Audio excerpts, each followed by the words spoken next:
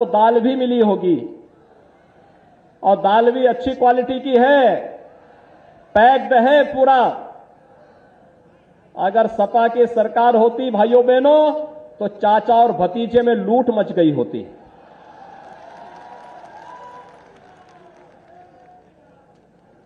और ये गरीब देखता रह जाता। गरीब को सुविधा का लाभ पहले नहीं मिलता था, न आवास योजना का लाभ मिलता था, न शौचालय का लाभ मिलता था, न स्वास्थ्य की सुविधा मिलती थी, न बिजली का कनेक्शन ही मिलता था, और बिजली तो ढूंढे भी नहीं आती थी। 2017 के पहले बिजली आती थी क्या? 2017 के बाद आ रही है ना, और अब आ गई है तो फिर जाएगी नहीं।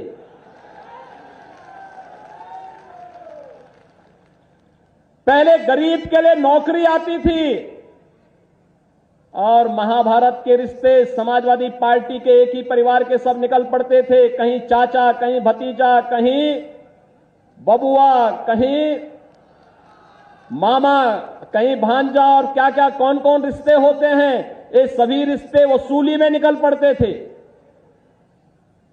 नौकरी नहीं लग पाती थी, पैसा भी जाता था, नौकरी भी नहीं लगती थी।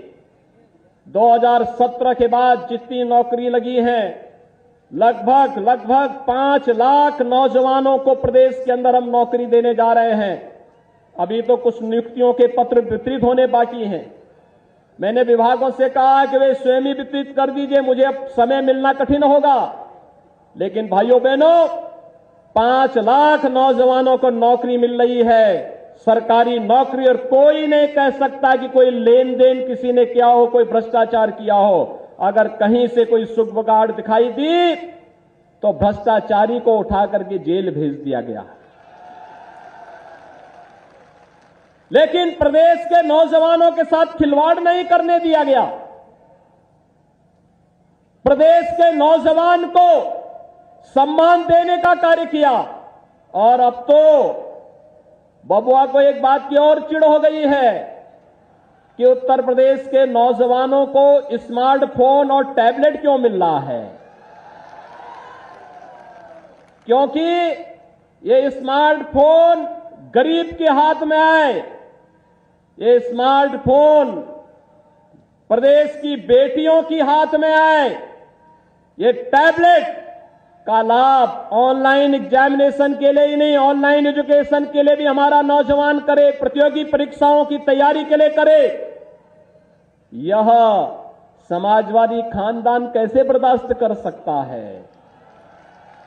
क्योंकि वहां तो उनके लिए प्रदेश नहीं, उनके लिए अपना परिवार ही प्रदेश है, और हम लोगों के लिए पूरा प्रदेश ही परिवार है। हम सोचेंगे पूरे प्रदेश की 25 करोड़ जनता के लिए सोचेंगे। वे सोचते थे अपनी खानदान के लिए सोचते थे। बहुत दृष्टि गई, भतीजे तक पहुंच गई, उससे बाहर नहीं जाती थी, उससे बाहर सोची नहीं थी। और भाइयों बहनों, मैं आप सबसे यही कहना चाहता हूं, आज प्रदेश के अंदर आप पश्चिमी उत्तर प्रदेश में जाएंगे, बड़ी भयावह स्थिति थी। 2017 के पहले 2014 के लोकसभा चुनाव में जब हम लोग निकलते थे, 2017 में जब विधानसभा चुनाव में हम लोग पश्चिमी उत्तर प्रदेश में गए थे, किसी कार्यकर्ता के घर में जाते थे, परिवार के सदस्य एक ही बात कहते थे, हमें इस नरक से कैसे निजात मिलेगी, कैसे निजात मिलेगी। मैं पूछता था क्या हो गया, कहते थे बेटियों को स्कूल नहीं भेज पा रहे हैं। क्या हो गया, कहा सब गुंडे परेशान करते हैं, कभी भी उठा के ले जाते हैं। क्या आज किसी बेटी को कोई छेड़ने का दुस्साहस करेगा? उस दुशासन और दुर्योधन को मालूम होगा फिर पहले तो महाभारत के लिए कृष्ण ने युद्ध किया होगा, अब तो जिन बेटियों को हम लोगों ने पुलिस में भर्ती किया है, ये वहीं पर महाभारत रचा देंगी और वहीं पर उसको काम तमाम कर देंगी। भाइयों बहनों, अंतर यही है, पहले राम भक्तों पर गोलियां चलती थी और अब अयोध्या में भव्य राम मंदिर का निर्माण हो रहा है। अयोध्या में भगवान राम का मंदिर क्या ये समाजवादी या कांग्रेस या बुआ की पार्टी बनाती? क्या राम मंदिर से इनसे कोई उम्मीद करते थे? आज आपको अयोध्या में राम मंदिर बनने पर कैसा लग रहा है? कैसा लग रहा है? पीछे सड़क वाले भी बोलो, अच्छा लग रहा है ना?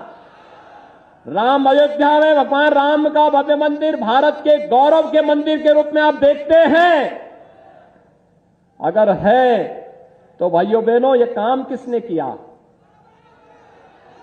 भारतीय जनता पार्टी की डबल इंजन की सरकार थी। इसलिए सारी बाधाओं को दूर करते हुए अयोध्या में भगवान राम के भक्तों की भावनाओं के अनुरूप भव्य मंदिर के निर्माण कार्य भी आगे बढ़ा दिया गया। मैं पहले देखता था सीतापुर की ओर से, जब कावड़ यात्रा निकलती थी सावन के महीने में, तो समाजवादी पार्टी की सरकार होती थी या मोहन जी की सरकार होती थी, ये बैन लगा देती थी, कहती थी कावड़ यात्रा नहीं निकलने देंगे। मैं 2017 में जब मुझे मुख्यमंत्री बनाया गया तो मैंने पूछा, मैंने कहा भी आखिर क्यों रोक लगती है इस पे? कहा साहब वो कहते हैं कि ये ठीक नहीं है। तो मैंने कहा सभी प्रकार की यात्राओं में फिर रोक लगनी चाहिए। कावड़ यात्रा को रोकोगे और अन्य प्रकार के जुलूसों को निकालने दोगे तो कैसे काम चल पाएगा? हमने कहा कावड़ यात्रा निकलनी चाहिए। और भाइयों बहनों, यहां पर तो कम है, गाजियाबाद से हरिद्वार के बीच में 4 करोड़ कावड़ यात्री निकलते हैं, 4 करोड़ श्रद्धालु। उसमें पश्चिमी उत्तर प्रदेश भी होता है, दिल्ली, हरियाणा, राजस्थान, पंजाब, करोड़ों की संख्या में लोग आते हैं और कावड़ यात्रा में भाग लेते हैं। हमने कहा कि भाई देखो, पता नहीं भगवान शंकर तो हमारे यहां कण-कण में भगवान शंकर का वास माना गया है, और इसलिए कोई भी इस यात्रा को रोकेगा नहीं। हां, हम पुष्प वर्षा जरूर करवाएंगे। हेलीकॉप्टर आप ले जाइए और सरकारी हेलीकॉप्टर से निगरानी भी करिए, पुष्प वर्षा भी करते जाइए। वे लोग कावड़ यात्रा को रोकते थे और हमारी सरकार ने काशी में बाबा विश्वनाथ का भव्य धाम बना करके देश और दुनिया के सामने दिखा दिया कि काशी विश्वनाथ धाम भारत की आस्था का प्रतीक बनकर के उभरेगा। भाइयों बहनों, अंतर यही है, वे श्री कृष्ण जन्माष्टमी पर आयोजन पे रोक लगाते थे। हमारी सरकार आई, हमने रोक को हटाया और रोक को हटाने के साथ श्री कृष्ण जन्माष्टमी के आयोजन को न केवल मथुरा और वृंदावन में, बल्कि भव्य रंगोत्सव के कार्यक्रम के साथ भी हमने उस तीर्थ को जोड़ने का कार्य किया है। भाइयों बहनों, आज प्रदेश समग्र विकास की दिशा में अग्रसर है। मुझे याद है, यहां के प्रगतिशील किसान लगातार मेहनत करते हैं। 2017 के पहले कर्ज के तले दबे हुए थे, उनकी उपज का उचित दाम नहीं मिलता था, गन्ना किसानों का गन्ना मूल्य बकाया था। हमारी सरकार आई, भाइयों बहनों, पिछले 4.5 वर्ष में हमारी सरकार ने 1.5 लाख करोड़ रुपए का गन्ना मूल्य का भुगतान अब तक गन्ना किसानों के खाते में करने का कार्य किया है। अगर मैं सपा और बसपा दोनों सरकारों के 14 वर्ष के कार्यकाल को देखूं तो भाइयों बहनों, 14 वर्ष में गन्ना किसानों का गन्ना मूल्य जितना भुगतान नहीं हुआ था, उतना गन्ना मूल्य का भुगतान हमारी सरकार ने मात्र 4-4.5 वर्ष के अंदर करके दिखाया है। एक तरफ गांव के विकास के लिए, गरीब के उत्थान के लिए, नौजवान के रोजगार के लिए और महिलाओं के कल्याण के लिए, प्रदेश के समग्र विकास के लिए कार्य करने वाली भारतीय जनता पार्टी की सरकार है। और दूसरी तरफ आप सब ने देखा होगा, सपा की रही हो, बसपा की सरकार रही हो या कांग्रेस के नेतृत्व की इससे पहले की सरकारें रही हो, प्रदेश में आस्था के साथ खिलवाड़ करना, दंगा फसाद करना, बहन बेटियों की सुरक्षा के सामने संकट खड़ा करना, नौजवान के रोजगार पर डकैती डालना, गरीबों की कल्याणकारी योजनाओं को हजम कर जाना, इनकी नियति बन चुकी थी। ये लोग प्रदेश के विकास में बाधक हैं, स्पीड ब्रेकर का काम करते थे। आज यही कारण था उत्तर प्रदेश के सामने पहचान का संकट आ खड़ा हुआ था।